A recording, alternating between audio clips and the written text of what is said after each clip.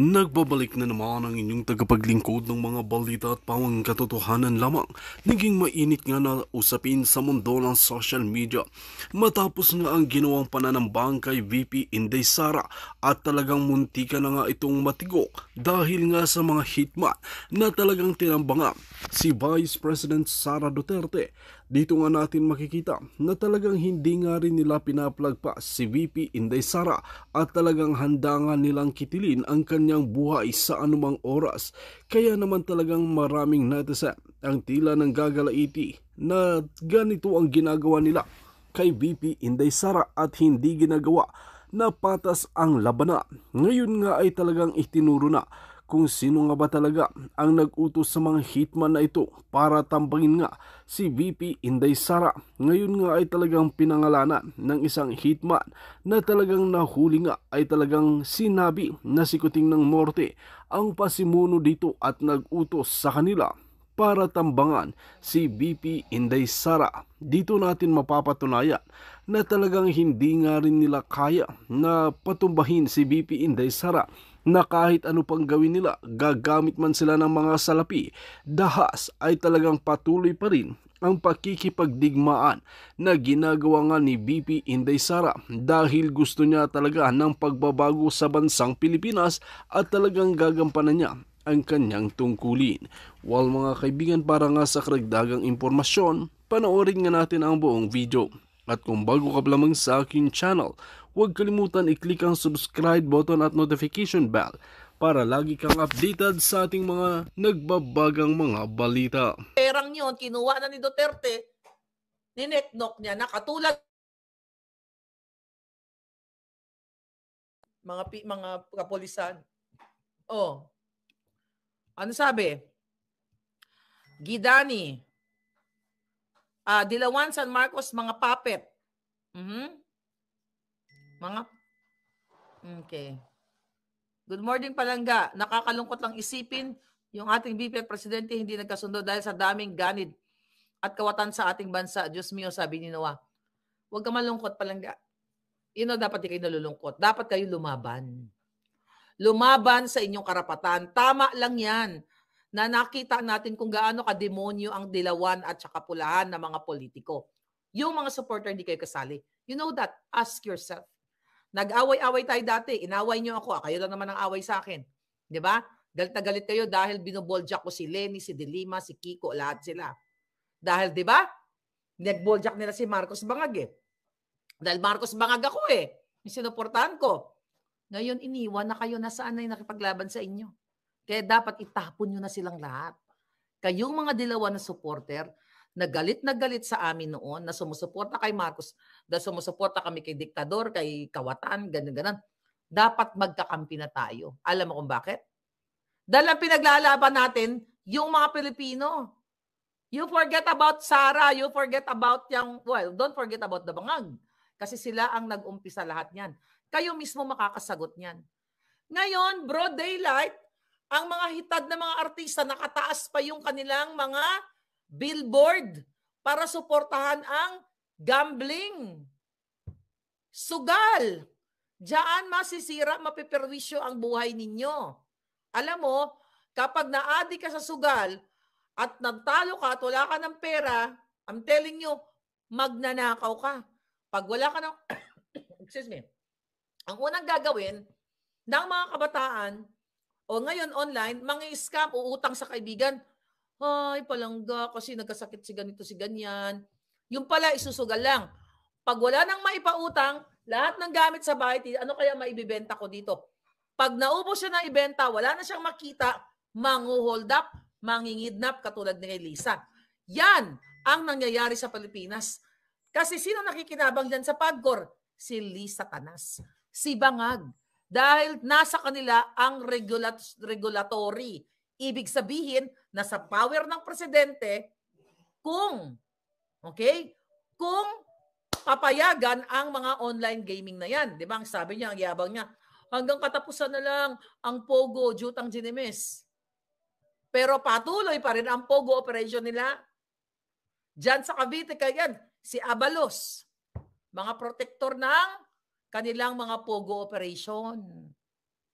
Lahat sila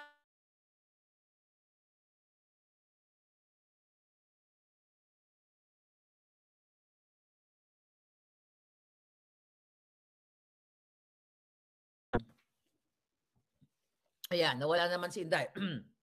So patuloy pa rin ang kanilang what panggagago sa inyo. Alam nyo ba?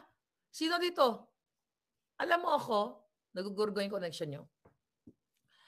Alam nyo ako, nagsusugal-sugal-sugal din ako pag pumunta ako sa, di ba? Pag sa cruise o pag saan. Pero may control naman. Hindi naman yung buong buhay mo isugal mo, di ba? Libangan lang. Pero sa atin, ang lalakas, ang tataas ng billboard. Alam mo magkano yung bayad sa billboard na yan dyan? Sa Pilipinas, yung malaki, 500 to 1 million. Doon pa lang sa billboard, 500,000 o 1 million. Ilang billboard yung tinayo? Sinisira na buhay ninyo.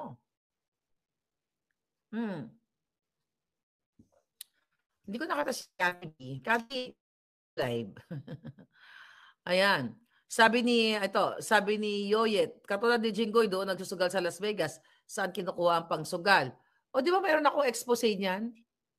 Oh, yan si Jinggoy. Meron niyan dito, nanghiram siya ng baka ng cheque dito. Sa kanyang kapatid. Alright, mag-people power na kayo mga palangga, sabi ni M. Joy. Island Cove, nandoon ang Pogo, sabi ni Julio Casim. Yes, that's true. Ngayon, ano sinasabi nila nga, pinagpipiesta niyo sila, pero maganda na nga din yung nangyari. Diba? Kaya ako sa iyo, Day, gurgurin mo na lahat yung mga yan. Paano kasama si Tamba sa sugal, sabi ni Cathy Bihinag. O, diba? Kasama sa sugal, saan palangga? Pag-usapan natin yan. Kasama sa sugal, sa bribery. Oh yeah, kasi kumikita sila nga sa pasugalan na yan. Hindi na ba kayo talaga naluoy sa inyo mga kaugalingon, mga palangga? Nakakaawa talaga Pilipino, Grabe, no? Yung mga pasugalan, nilalapit na sa inyo. Mga anak, may nakita ako dyan, may nag-post, may nag-send sa akin. Mga bata, parang nagpupustahan. Sino ba nag-send sa akin? Si Ronti.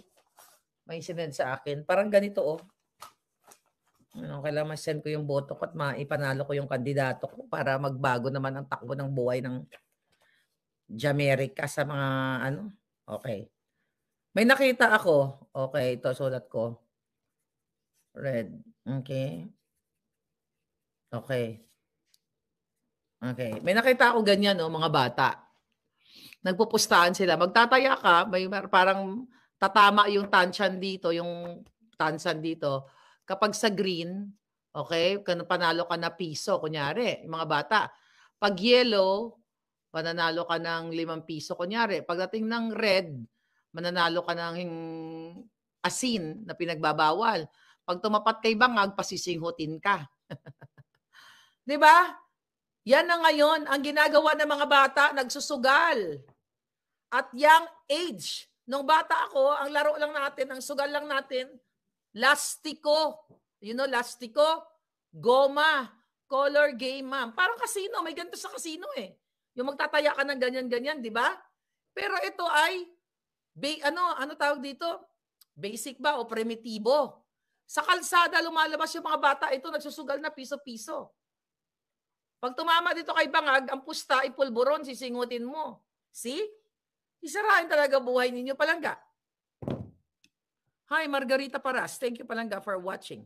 Color game ang tawag dyan. Yeah. Plano daw ni Bangag, nakasuhan si Inday. Paano yan, palangga? Sinabi ba?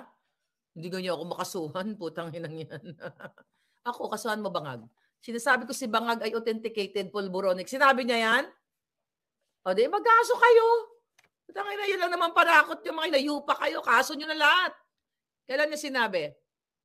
Di ba sinabi ko sa inyo nung nag-vlog tayo na hindi makakarating si Pangulong Duterte? Ngayon, ang gawin natin, ito. Ang gawin natin, abangan natin si Pangulong Duterte kung kailan a-attend sa Senado or sa Kongreso. Then lumabas kayo ng bahay nyo. Speak up day. Mag-speak up day kayo. Magbitbit kayo ng flag. Tapos bitbit kayo ng banner ninyo. Sulat nyo sa mga kamay ninyo. Okay? Sulat kayo. Wakasan. O, ganyan. Kung anong gusto niyo isulat. Ang mga bangag. O, ganyan. O, wakasan ang mga bangag. That's my flag. Or, Marcos Jr. Addictus Benedictus. Yung mga ganun ba? Puntahan niyo si Pangulong Duterte. Damayan niyo. Scatter, daming nalubog dyan, sabi ni Julio Casim. Talaga ba talamak na sa Pilipinas yan? Kawawa naman, ano? Tapos sabi nila, respeto. Tangin ng mga to. Respeto yung pangbabastos nyo dyan sa Huwad Committee. Yung pagkukontempt nyo kung sino lang ang gusto nyo i-contempt. Ang pagpapatakas nyo sa mga preso. Tapos the nerve na may nalalaman kayong respeto. Yung pagdanakaw nyo, yung pagbibili ni Kimbo ng mga Hermes. Di ba? Na hindi maipaliwanag na yaman. Ang pagdila-dila ni Abante na parang ano, you know, parang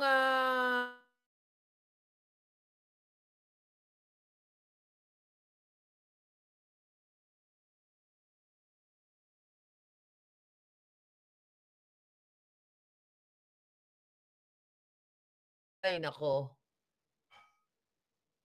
Ayan, nawala naman signal. Yung yabang nila ng mga lahat ng mga designers na hindi maipaliwanag kung saan nila ninakaw yung pera sa kaban ng bayan. Pagrespeto ba yan? Ang paglamon ninyo, lahat dyan na nilalamon ninyo, alam nyo sa inyo yung mga palangga, kulang. Kulang ang pagjanggal ng Julo. Sabi ko nga sa inyo, sinasabi ni Inday, di ba? Na janggalin ang Julo niya. Dapat nga, literal na lang talaga yan, di ba? Ginugurgur na naman ako, sabi ni Estelita. Mga asong julul. Diana Kindiagan, how are you, palangga? Wakasara mga bangag. Grabe na turingang pastor, padila-dila pa, sabi ni Gidani. Exactly. Di mo ngayon, nakita niyo ba? Nakakalungkot ang sitwasyon ninyo. Imbis na ang pinag-uusapan sa Kongreso, sa Senado, na parang magyabang. Oh, ang galing ng presidente natin. Umuwi na ang 100,000 OFW mula sa Saudi Arabia dahil nagkaroon ng proyekto, nagkaroon ng infrastruktura ang ating bangag Marcos Jr.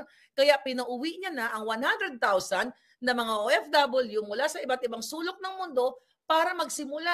Tinapatan ng gobyernong ito ang sweldo ng mga kasambahay na 20,000 kada buwan at mayroong 20,000 offer dito sa ganitong klaseng oportunidad sa infrastruktura na ito. Ano ginagawa dyan? Puro pagpapalaya ng preso. Puro idiin si Duterte, inubos na nila ang panahon, ang pera para awayin, sirain ang mga Duterte. Imbis pagkabalahan nila ang buhay ninyo. Kung paano kayo ayusin. Diba? Dapat doon, ayan, binitay na po natin ang mga nangidnap. Si Lisa Panas pa rin nabitay dahil siya yung promotor pasimuno ng pangingidnap. So yan yung mga magandang balita dapat na pinag-uusapan dyan sa Kongreso, Senado. Na okay, patawag natin si Kumar, si Lisa na huling-huli sa kamera na sinabi ni Picoy na kaya nilang manggurgur o magba-aksidente, palabasin na aksidente o lasunin ang mga testigo o mga tao katulad ni Agent Morales. Pero ang mga hinayupak na Kongreso at Senado ayaw pag-usapan ang pinakapunot dulo. Diba? Sabi nga ni Attorney Vic Rodriguez, ang alpha at omega, ang punot dulo ng problema ng bayan, ang puno at dulo. Ano ang puno? Ang mga bangag, ang mga kongresista, ang mga senador na mga tiwali na pinapayagan na manatili si Bangag Jr. na Addictus Benedictus. Ayan si Alindog ni Cathy. Channel 167. Samahan nyo ang EDSA Friday group sa EDSA Shrine Friday 5:30 p.m. Yes, pumunta kayo dyan mga palangga. We will send food. Yung mga palangga ko nga pala na nagbibigay ng pagkain at tubig. Wait for my panibagong message. Ayan, yan. Sila Channel 167, sila Maui, sila Agent Morales at marami pang iba. Suportahan nyo yan kasi abangan natin si Pangulong Duterte kung kailan darating. Sabi ko nga kay Pangulong Duterte, I hope narinig niya ako, no? Pagpasok niya doon, gumawa siya ng eksena para wala nang tanong-tanong. Murahin niya lahat. Jutang dinero niya, contempt agad. Di nandoon na kayo, magsayawan tayo doon, mag-speak up day kayo, di ang saya-saya siguro. Pag napuno nyo na yung EDSA or kung saan man, yung mga bangag, madyoang na yan, gurgur na yan. Right? Channel 167 o 530, EDSA Friday Group. Okay, go lang kayo dyan. Sabi ni Egg Made You, wag na hukayin. Gawa na lang tayo ng libingan ng mga buhaya. Di ba sabi ko nga ako, bangin nga gusto ko ipagawa. Shoot ko silang lahat dyan. EDSA na tayo, sabi ni Eric Santos. Hi Mel, okay. Abante Mang Kanor, Kadiri, Pastor Nakawatan, sabi ni Vicky Delan. Ayan, salamat po. Okay. Yes, Channel 167, basta you do your thing. Okay, you do your thing para sa bayan. After November 1st daw, madam, punta si PRRD. Kaya nga abangan natin. At least, may magandang sinyales ito na bakit hindi natuloy, masama pakiramdam, he's not feeling well. I think yun yung dahilan. Baka sinasabi inadya ng Diyos na maghanda kayo. Inadya ng alam mo, lahat naman, naniniwala kayo sa Diyos, di ba? Ako rin naniniwala. Lahat ng pangyayaring ito may dahilan. Baka hindi sila natanggal noong September kasi November pala sila matanggal dahil ang mga tao, pupunuin ang buong Metro Manila dahil sa Speak Up Day. Go. Go na kayo mga palangga. Doon sa mga palangga ko, lalo na sa Amerika, yung messaging natin, ha? So, ano po yun? Message ko na lang kayo uli. Message kayo ni Rolly. Alright. Hernani Molenio. Mary Jane Pareha. Sabi ni Kenneth, wait na lang natin maging presidente si VP Sara. No, hindi. Hindi natin pwedeng i-wait yan mga palangga. Kailangan ngayon na.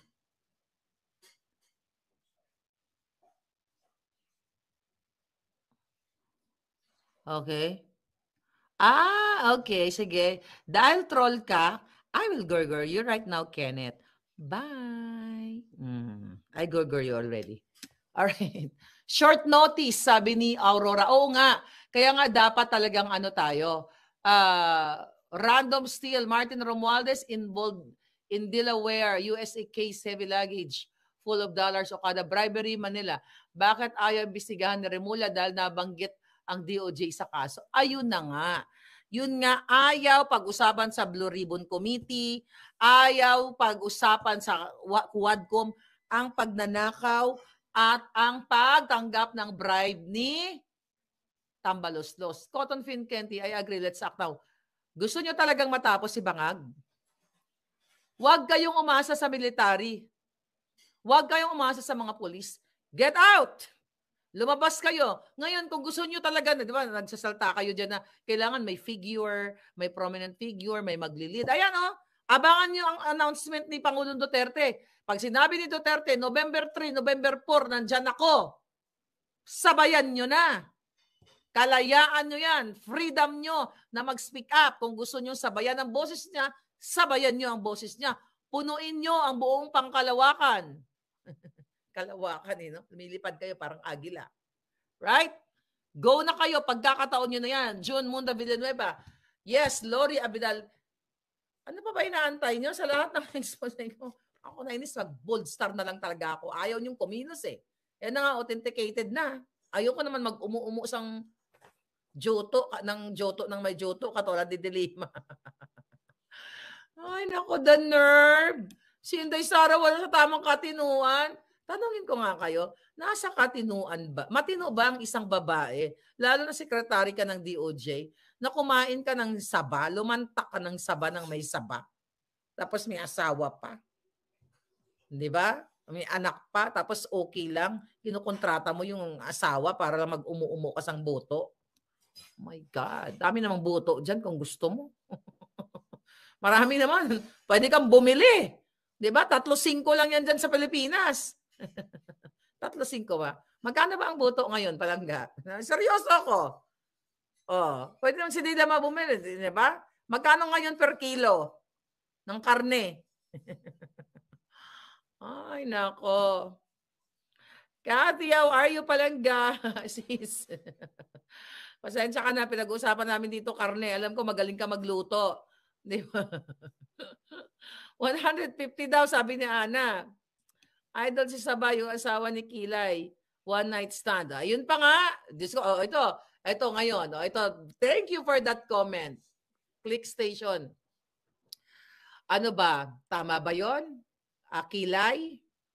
Imagine mo, 'di ba? Ang iyong Diyosawa, self-proclaimed na nag one night stand.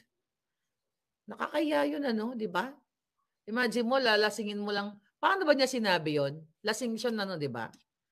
Kaya mahirap talaga pag nalalasing eh. Kaya ako hindi papakalasing eh. Baka ano masabi ko eh. Sinabi ba niya 'yon nang lasing siya? Nung one night stand? 1,500 daw isang buto, sabi ni mura na 'yon, Goldie. Nakabili ka ba? Ayan. Puputok na ang mga ugat nila sa galit kay Inday. Binubuli nila ng binubuli ngayon. Binalikan sila ni Inday, nag-iyakan sila lahat. Sabi ni Lori Vika. Kaya nga nagsayaw-sayaw na nga lang si Inday eh. Ganon-ganon lang si Inday eh. Nakakatuwa talaga siya.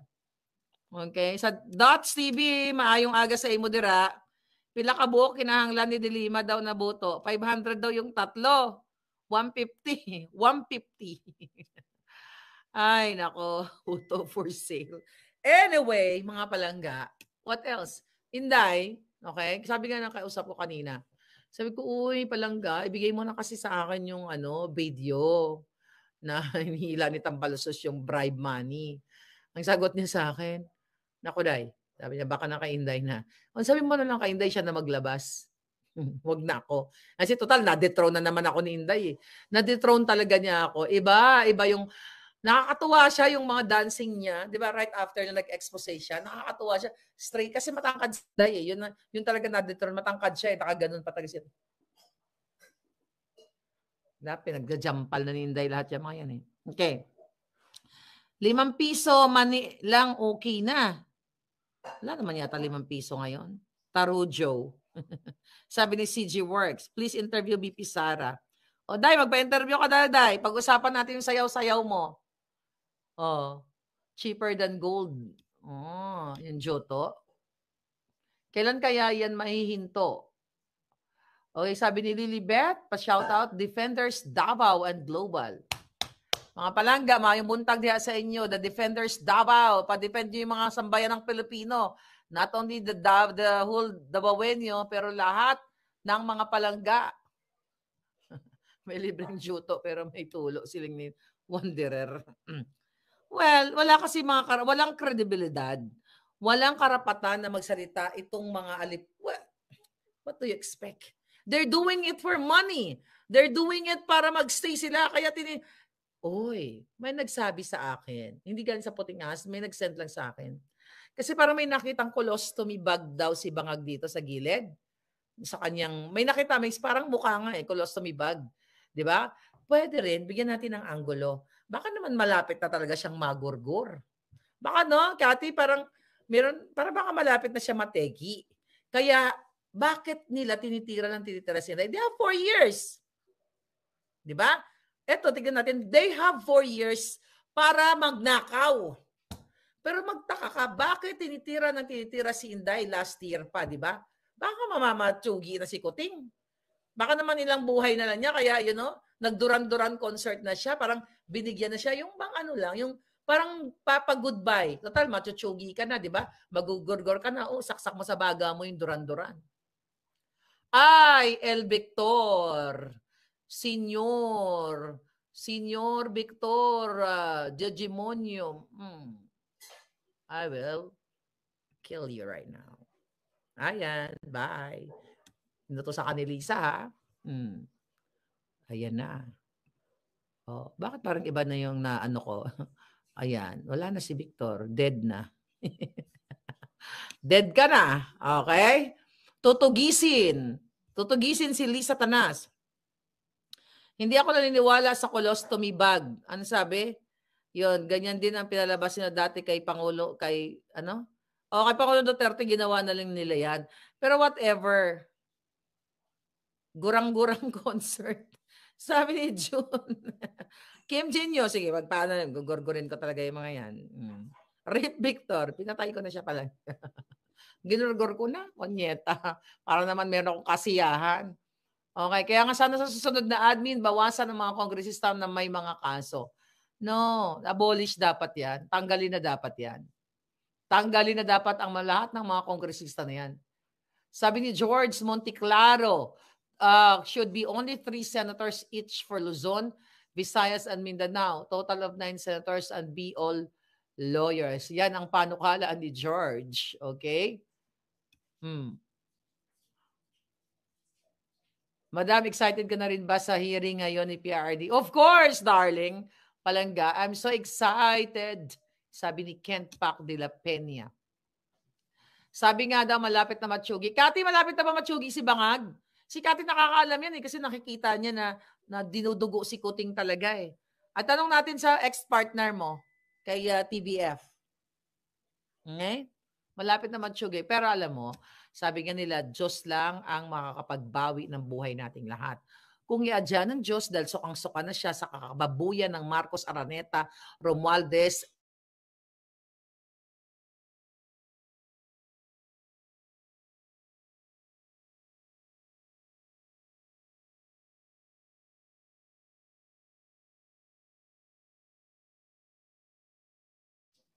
nawala na naman ako. Diyos ang magpaparusa dyan, mga palangga.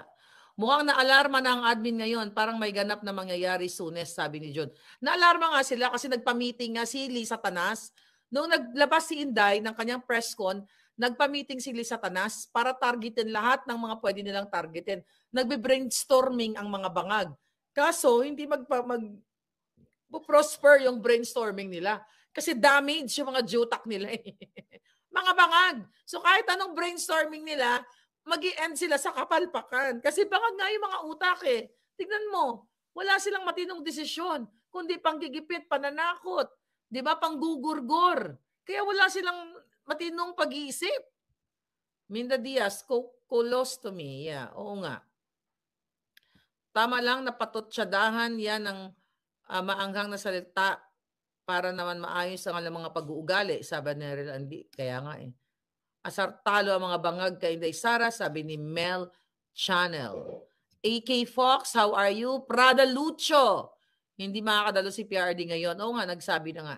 Oo. Baka after na daw November 1. Kaya sabi ko, baka sinadya yan ng pagkakataon para makapaghanda kayo para samahan ninyo si PRRD pag nag-schedule na sinabing, November 3, November 4, lipad na kaagad kayo, pumunta na kaagad kayo sa Maynila. If you have kakayahan, yung may kakayahan lang, di ba? Para maging mag-voice out kayo, para tapusin nyo na yung mga bangag na yan. Diyos ko, ewan ka ba sa inyong